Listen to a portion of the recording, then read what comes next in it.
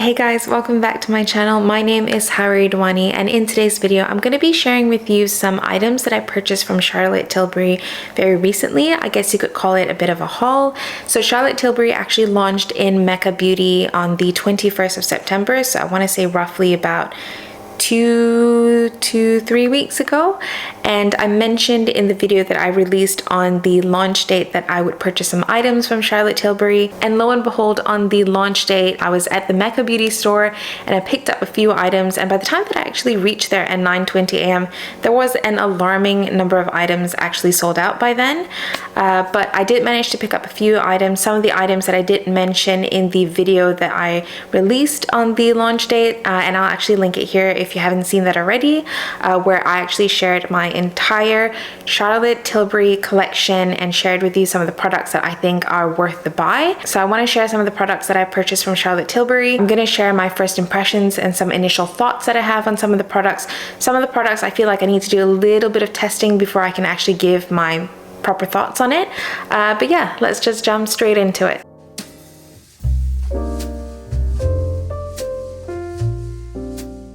So I've got the makeup paper bag here. I'm just gonna put it on the floor here and we're just gonna unbox it together, even though I've already unboxed these items, so it's a second unboxing. So the first item that I'm gonna be sharing is the Airbrush Bronzer. To be honest, this was a bit of an impulse purchase for me.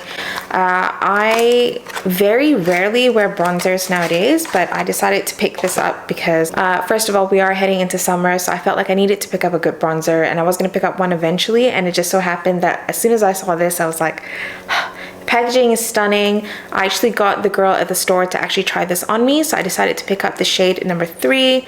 Oh my goodness, this is such a good summer shade for me. They do have this in 4 different shades. If you have a lighter skin tone, I would say either go with the 1 or the 2. I picked up number 3, and there's also a 4, I believe. I will be including swatches of this, but yeah, so far I really like this. The blendability of it is really nice. I would suggest using this with a fluffy brush because this product is quite pigmented, and if you're not careful, as I discovered, it can look a little bit muddy. It does have a warm undertone, so just bear that in mind, that it might not be the best for contouring, but for bronzing it's perfect. So the great thing about it as well is that it's quite blendable, so you can use it as eyeshadow as well. Okay, moving on to the next product, and this was actually a product that I mentioned that I would actually pick up, and that was the Airbrush Flawless Finish face powder.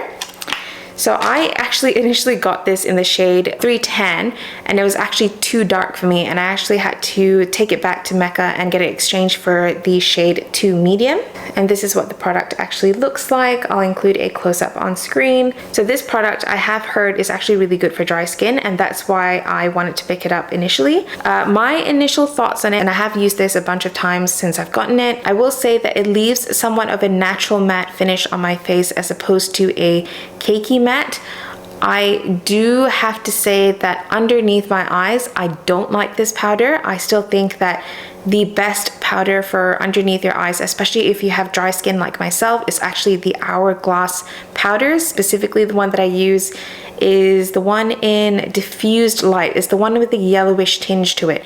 I use that powder underneath my eyes. I've been using it for years. I think it's fantastic. Nothing else, in my opinion, beats that powder for underneath the eyes.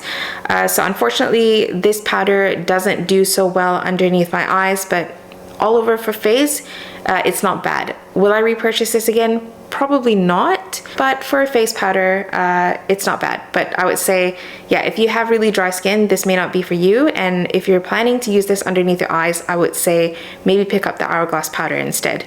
All right, moving on. The next product that I'm going to be talking about is the Hollywood Beauty Light Wand Easy Highlighter Illuminator, and I got this in the shade Spotlight. Oh my goodness. So this product, I know that there is a contour wand that kind of looks like this, which I was really hoping to get. Unfortunately, it's not being sold in store. It's sold out online, so I'm almost tempted to order this off of the website, but maybe I'll put it on my birthday wish list instead. But this is fantastic. Oh my goodness, I am usually not one for highlighter. Anyone who knows me knows that I'm actually not big on highlighters at all. I think it's because I tend to wear really dewy foundations and really dewy like concealers and really dewy blushes as well. So most of the time I kind of skip highlighter because I feel like I don't need it. But this makes me want to actually highlight my face, which is new for me. This is really nice. I really like the formula of this. I actually really like the application of this, like, which I thought I wouldn't at first. It kind of reminds me of the Maybelline Instant Age Rewind in terms of the application process of this. This looks stunning. I think that the formula of it blends really well. I like using this on the high points of my cheeks, but I also like using this as part of my eyeshadow. I've also used this on the inner corners of my eyes. I love this. I think it's fantastic. It's easy to blend, it's easy to use, and yeah, I think it's one of those products from Charlotte Tilbury that I think gives you like a soft, effortless look, and it requires like minimal effort to blend in. So yeah, I'd probably recommend this, to be honest. I really like it. Okay, all right, moving on. The next product that I got is the Color Chameleon Color Morphing Eyeshadow Pencil in the shade Amber Haze. This product is basically an eyeshadow stick. So this product I think is quite similar to the Laura Mercier like eyeshadow sticks. In terms of blendability, it reminds me a little bit of the 𝒂𝒑𝓁𝓁 Ombre Black Star, where if you're not careful and if you don't do this quickly enough, it will be bulletproof and it's very, very, very difficult to budge. In terms of longevity, I actually still think that the Laura Mercier eyeshadow sticks are actually better in my opinion. I think the color of this is really nice. I feel like this is one of those products that I think I'm gonna have to try again because I've only used it once, and it could be possible that it could be the way that I applied it. I didn't really use any primer beforehand or set my eyelids before I tried it on. I sort of used it on bare lids and it looked fine, but I think that if I were to properly prime this and maybe set my eyes with some powder beforehand, that it would probably stick better. So this is one of those products where I'm not sure how I feel about it just yet, so I'll get back to you guys on this. I'm not sure. Okay, next. Everybody talks about these Charlotte Tilbury lip liners, and I've never used one before, so I actually got 3. I got the shade Love Trap, which I would kind of describe as somewhat of a like pinky beige. It sort of reminds me of the Very Victoria lipstick if you have it. I got the Pillow Talk lip liner in the medium shade, which I would describe as sort of a medium rose shade, and I'll actually swatch this right next to the lipstick as well for people to see. And then I got the shade Super Size Me, which is sort of like a very warm rose, and I actually really like using the Super Size Me on its own. So I have actually used it all over with a little bit of lip balm underneath to sort of make it a little bit glossy, because these formulas are quite matte and it actually lasted quite a long time on me. So in terms of the pricing of the lip liners, I would say that this is pretty good, and if you've always been interested in the lip liners from Charlotte Tilbury, I would say go for it. Her color range is pretty fantastic and it's not super duper expensive. It's probably as expensive as a lip liner that you would get from Urban Decay or Too Faced. So yeah, I would recommend these. I really like the shade Super Size Me, and Love Trap I'm a little bit less in love with because I think it's got a slightly cooler tone that I didn't expect. But of course the Pillow Talk lip liner I love because I love everything from the Pillow Talk range. So that's it. Hopefully this was a quick little video for you guys to watch. If you happen to pick up something from Charlotte Tilbury recently, please let me know in the comments down below,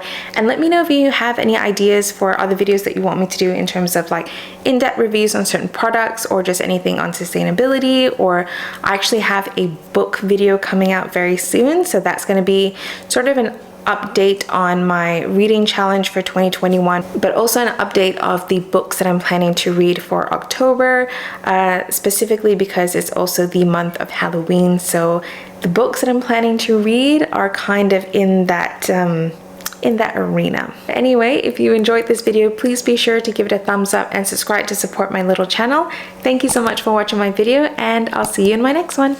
Bye! Behold, on the date that Charlotte Tilbury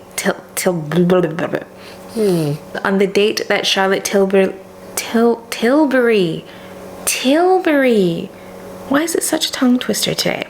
Tilbury. Oh my goodness. This video's gonna take forever for me to film because I can't say her name. Okay, on the date that Charlotte Tilbury On the launch date, I decided, I can't say her name, so I'm just gonna say launch date.